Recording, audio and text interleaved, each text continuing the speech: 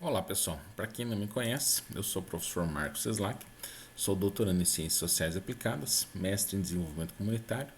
Recentemente cursei uma especialização em Tecnologias para Educação Profissional, sobretudo com a intenção de aprender melhor usar os recursos didáticos, tecnológicos, midiáticos que a gente tem disponível recentemente, inclusive tentar entender as formas mais corretas e legais de utilizar esse tipo de recurso. Sou licenciado em Sociologia, atuo por mais de 7 anos na rede de educação pública do Estado do Paraná com a disciplina de Sociologia e recentemente até cursei a disciplina de Matemática, porque eu sinto que há sim a necessidade de entender os problemas sociais, a questão da desigualdade, enfim, índices de violência, sobretudo por números, por indicadores, por estatísticas. Então eu percebo muito a necessidade assim de somar a sociologia, justamente com a matemática, num processo interdisciplinar, para que os alunos possam compreender melhor, tanto as questões sociais do ponto de vista matemático, quanto vice-versa. Tá? Eu sou bacharel em contabilidade, ciências contábeis, embora não exerça, tenho uma formação em tecnologia industrial madeireira e também uma formação como técnico de informática. Tá? Então, o que acontece? Pensando no espaço para formadores, nada melhor do que um momento aí de acolhimento. Tá? Então, eu sou professor de sala de aula, tenho atuado em sala de aula, sobretudo nesses 7 anos com a disciplina de Sociologia. Participei de várias atividades relacionadas à Sociologia e várias modalidades de Sociologia trabalhado no ensino médio, desde o ensino médio regular, em alguns casos de cursos profissionalizantes, tá? E hoje também estou como professor do 7º Colégio da Polícia Militar do Estado do Paraná, que dentro da estrutura dos colégios militares do Paraná, nós ainda temos duas aulas semanais de Sociologia para as 3 séries do ensino médio. Então o que acontece? Isso me dá uma certa folga no sentido de ter mais espaço para poder trabalhar com a disciplina, porque recentemente a gente sabe que a nossa disciplina de Sociologia ela tem perdido espaço dentro da grade do ensino médio e sobretudo no novo ensino médio nós temos apenas 2 aulas no segundo ano de Sociologia no ensino médio, e a gente sabe que para nós professores compactar esse conteúdo, toda essa informação para 2 aulas semanais é um desafio bastante grande. Tá? Então, inclusive, pensando nessa situação, eu me candidato como um possível formador para discutir esses pontos aí com os colegas aí. Então, pensando no nosso tema, o nosso encontro aí vai ser sobre o que é o poder, parte 1 e 2, tá? Esse é um conteúdo específico do terceiro ano do ensino médio, que está correndo atualmente, está presente dentro da aula 1 e aula 2, então é justamente onde começa o eixo da ciência política dentro da sociologia, no terceiro ano, onde a maioria dos professores costumam organizar dessa maneira, e, enfim, é o tema que nós vamos abordar nesse encontro. Então, para começo de conversa, nada melhor do que revisar alguns conceitos sobre o que é poder e, claro, nessa volta aos conceitos, por que não utilizar os nossos autores clássicos?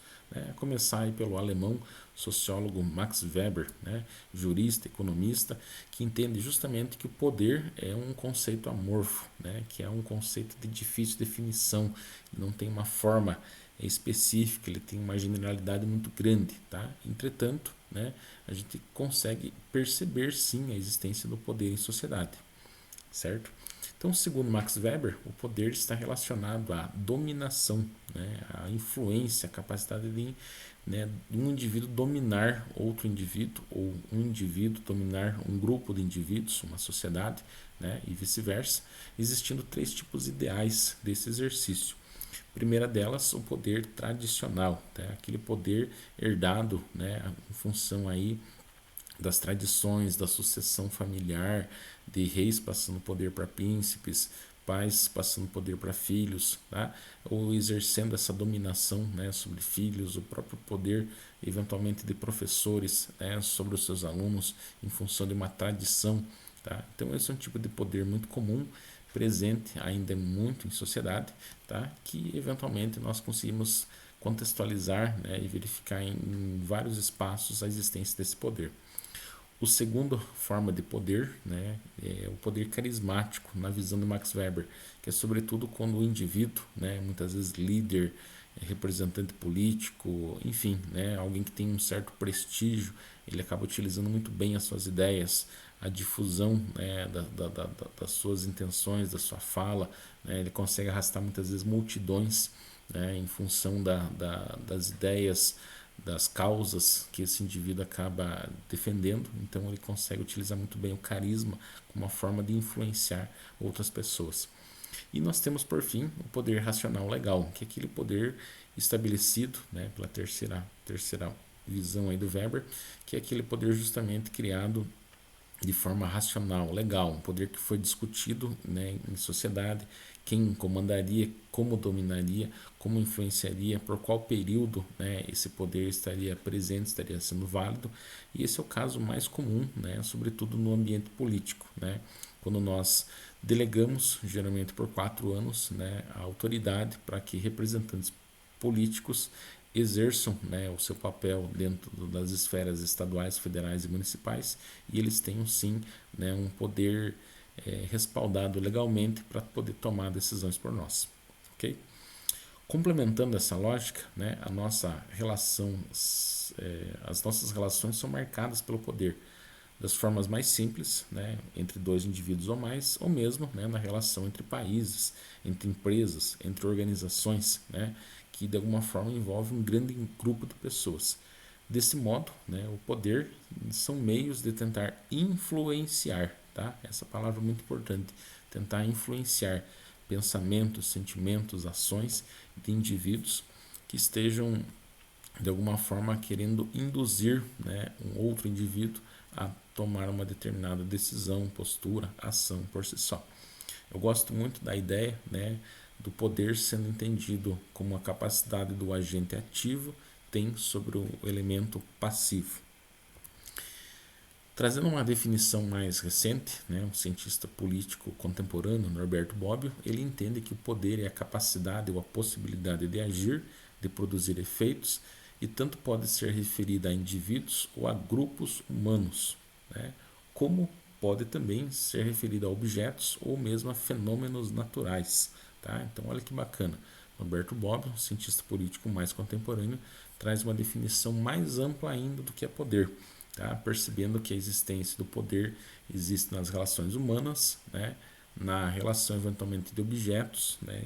Pontos materiais, elementos materiais no qual um exerce força sobre o outro, e mesmo, né, nas questões naturais, né? Por exemplo, casos aí de inundação, de vendavais, que com certeza exercem sim poder da natureza sobre objetos, elementos da natureza e também sobre seres humanos, ok?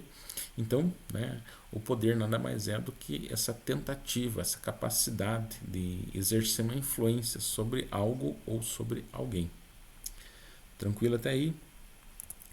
Muito bem, a hora da nossa mão na massa. Então agora eu gostaria que vocês, cursistas, realizassem, né, dentro de um espaço nosso do Jamboard, já vou difundir o link aí, né, para que vocês pudessem escrever o que vocês entendem, né, pelos conceitos aí de poder econômico, poder ideológico, poder político, tá? Essas três formas de poder que estão presentes no nosso ambiente social e que de alguma forma a gente precisa tentar buscar definições mais precisas e ao mesmo tempo também ampliadas em alguns sentidos, né? Sobretudo com mais exemplos de como esse poder pode ser aplicado em sociedade, tá?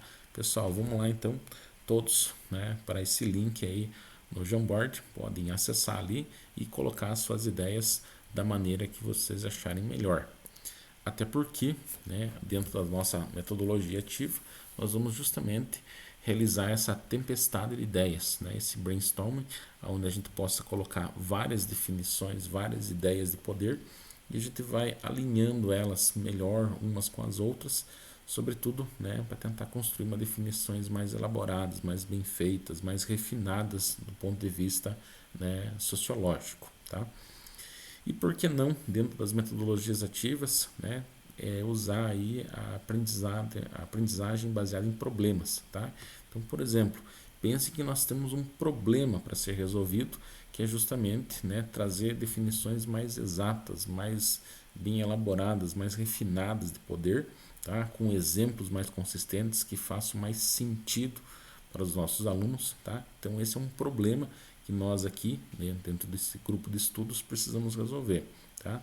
E por que não, né, usar a ideia também de uma sala de aula invertida, onde que, né, vocês, alunos, e, enfim, cursistas, né, e mesmo os nossos alunos no ambiente de sala de aula, possam justamente criar definições, né, trazer contribuições, trazer ideias, né, para que a nossa aula, para que eles, enfim, se torne mais completa, né, e os nossos cursistas, os nossos alunos sejam os protagonistas nesse processo. Muito bem, né, dado um espaço aberto aí justamente para colocar essas ideias no papel, vamos ver a síntese desses resultados, ok? Então vamos lá, gente. O poder econômico consiste no uso de bens materiais ou capital para influenciar as decisões políticas, a conduta dos indivíduos, instituições e sociedades. Tá? Um exemplo, por exemplo, seria a punição para quem infringiu uma lei, né? O pagamento de uma multa. O poder ideológico consiste na intenção de influenciar o comportamento e práticas que produzem certos padrões de pensamento, ação ou consumo. Tá? Um exemplo são as propagandas, tá? Que influenciam nossa maneira de agir, pensar e sentir. Por fim, nós temos a questão do poder político, que está centrada na mão do Estado, né? Que usa a lei justamente para manter a ordem. Então, o próprio Max Weber define, né, que o Estado tem o poder legítimo de usar a força para manter a ordem. E um exemplo é justamente, né, as forças policiais que o Estado detém o domínio. Encerrando o nosso momento, fica aberto um espaço, né, para o feedback das nossas aulas. Então, por favor, sinta-se à vontade para fazer as suas colocações em relação às nossas aulas e eu vou ficando por aqui. Muito obrigado.